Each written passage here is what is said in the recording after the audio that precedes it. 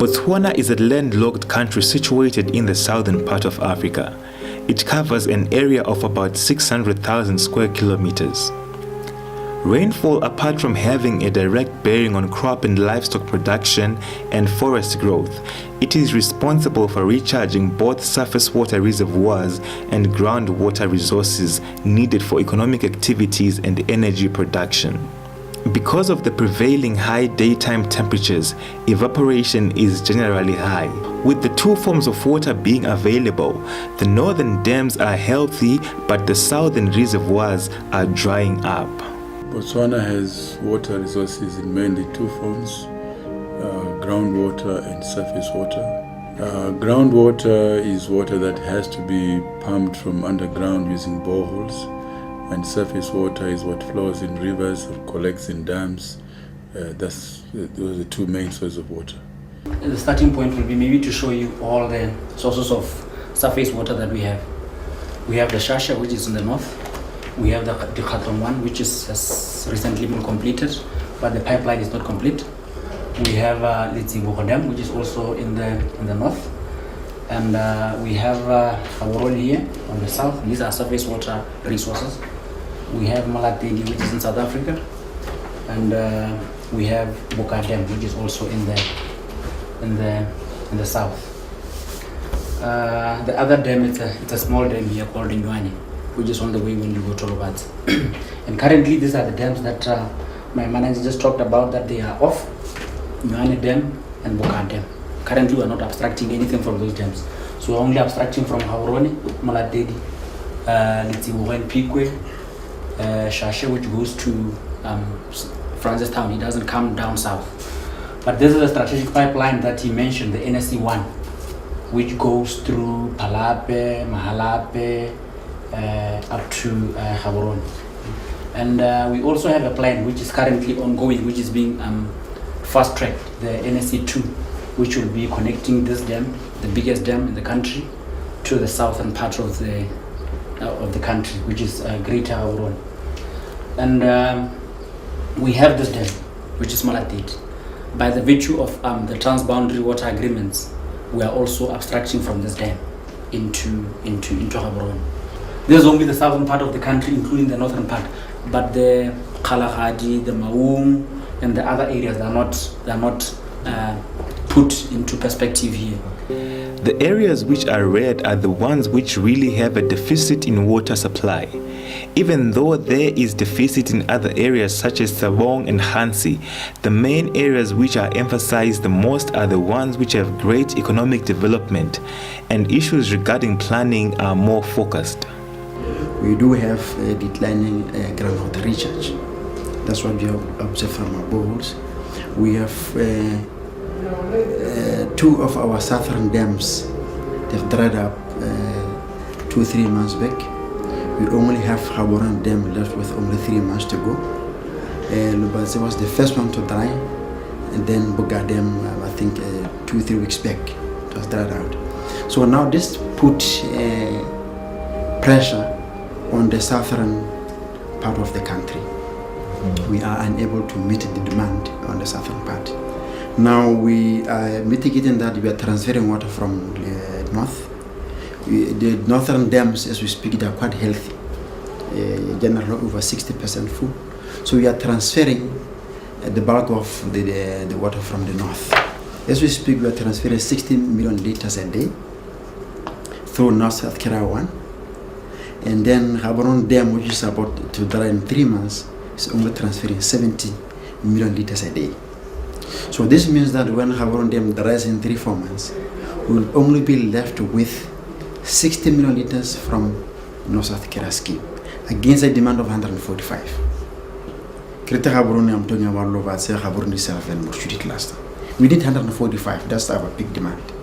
Now, if we cannot supply our peak demand, it means every peak period, your reservoir will go down. The water levels in Gaborone Dam are falling down at a very fast rate, and this might alter the way of life in the city. Botswana has experienced an increase in economic urbanization, the growth of industries, and general increase in economic development. Population and growth are major factors determining water demand. There's been an increase in water demand, far outstripping water supply, and therefore, as the population increases, more water use is required. And if the source of water are not increasing, obviously there will be a shortage. Also, the last couple of years we've had very, very bad rainfall years, so superimposed over increased demand and low rainfall, low capture, that's why we are in where we are right now. Urbanization is not the only missile which is shooting at Gaborone Dam. Over 200 proscribed dams have been built in private properties in the catchment of Gaborone Dam and could be blocking the flow of water into the dam and thus resulting in record low water levels. There is some problems with the catchment. There are a lot of dams in the south, development of dams, agricultural dams, private dams, that will actually prevent inflows into Gaborone Dam. That's based on the study that we do some times back. So we are not getting enough inflows as before into the Gaborone Dam. This is what they have reduced Gaborone yield from 27. Originally it was 27 million cubic. Now it's down to 9 based on the studies because of all these interceptions in the catchment. Interceptions, agriculture, construction, population growth, the fact remains the 400,000 residents of Gaborone need water for consumption. There has to be a solution to this catastrophe. We are rationing 3 times a week. People don't get water 3 times a week in the Greater Gaborone area. There's what we call water restriction, there's water rationing. These are 2 different things. This is the way we say don't use potable water for construction purpose, don't use potable water for irrigation, don't use potable water for car washing. Those are the restrictions. So now the rationing is where you actually shut down supply, deliberate intervention to shut down supply and open it at the predetermined time. When we say 3 times a week, we mean literally shutting down 3 times in a week. Another potential source of water is reuse of urban wastewater. Water recycling will be a significant potential water supply option in the future for Botswana. Currently, 70 to 80% of water used in urban Gaborone reaches the sewage plant, whilst neighboring Namibia is recovering 50% of their wastewater, which is being fed back to the supply system for industrial cooling and gardens.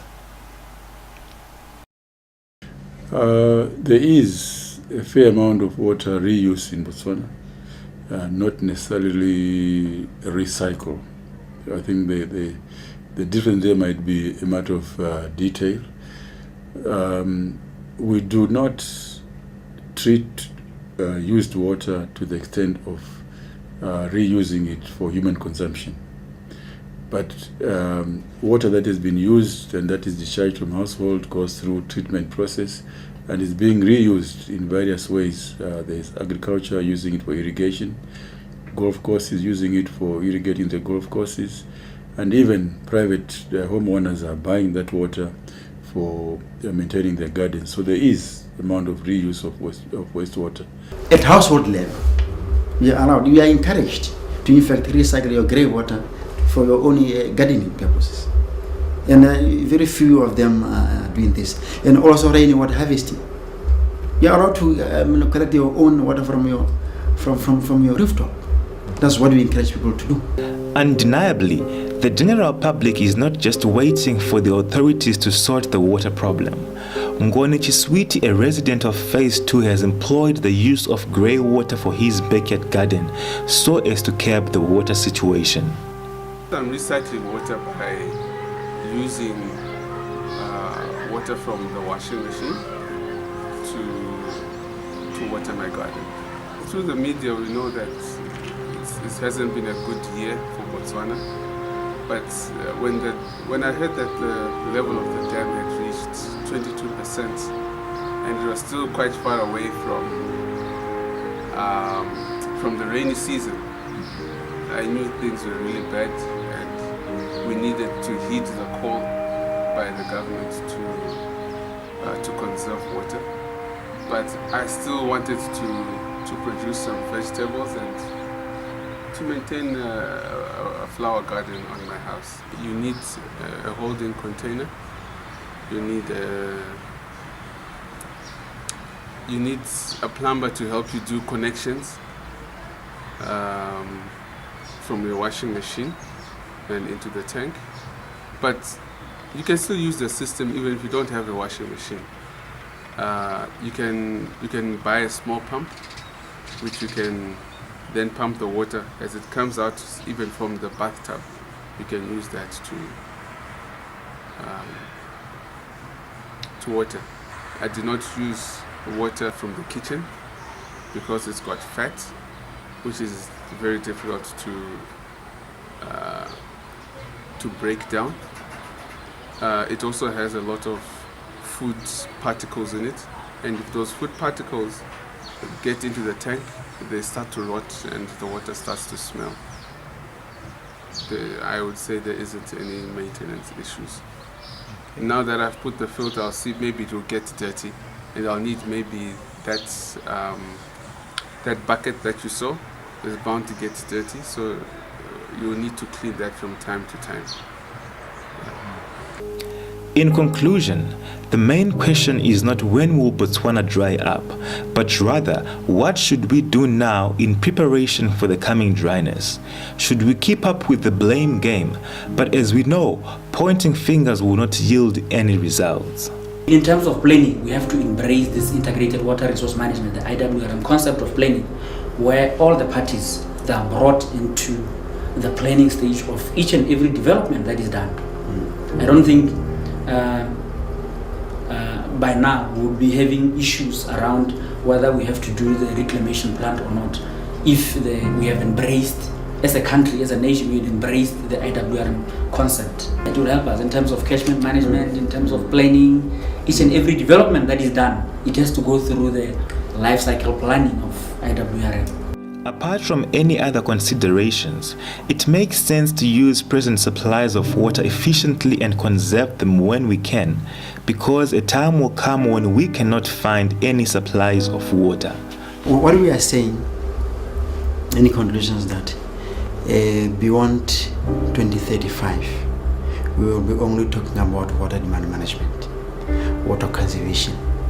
There are no more dam sites. So it means that we won't be having any additional supply of water. Instead, we will be talking about emphasis will be on water demand management. We have started now to prepare our people, but this is the way to go: water demand management, water conservation. How will we as Botswana fight back? It is our greatest challenge yet, a serious and alarming certainty.